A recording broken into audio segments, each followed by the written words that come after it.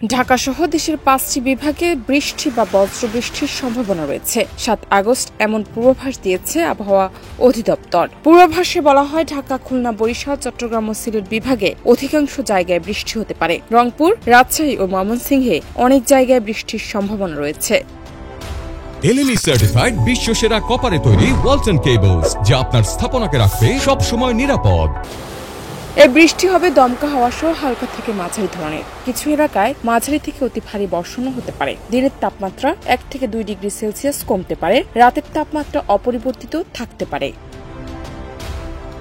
৮ August সন্ধ্যা থেকে একই রকম আবহাওয়া বজায় থাকবে। ওই দিনও ৫টি বিভাগে অধিকাংশ এলাকায় বৃষ্টি হতে পারে। বাকি ৩ বিভাগে অনেক জায়গায় বৃষ্টি হতে পারে। ৯ আগস্ট থেকে বৃষ্টির প্রবণতা সামান্য পরিবর্তন আসবে। রংপুর, রাজশাহী, ময়মনসিংহ ও সিলেটে বেশি বৃষ্টি হতে পারে। অন্য বিভাগগুলোতেও বৃষ্টি কিছুটা কম হবে। তাপমাত্রা সামান্য বাড়তে পারে। ১০ আগস্ট একই রকম পরিস্থিতি থাকতে পারে। দেশের উত্তর ও উত্তর পূর্বাঞ্চলে বেশি বৃষ্টি হতে পারে। দক্ষিণাঞ্চলে কিছু এলাকায় বৃষ্টি হতে পারে। তাপমাত্রা আরও সামান্য বাড়তে পারে।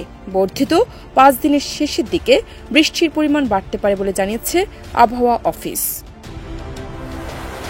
জান্নাত নিপু, দেশ রূপান্তর।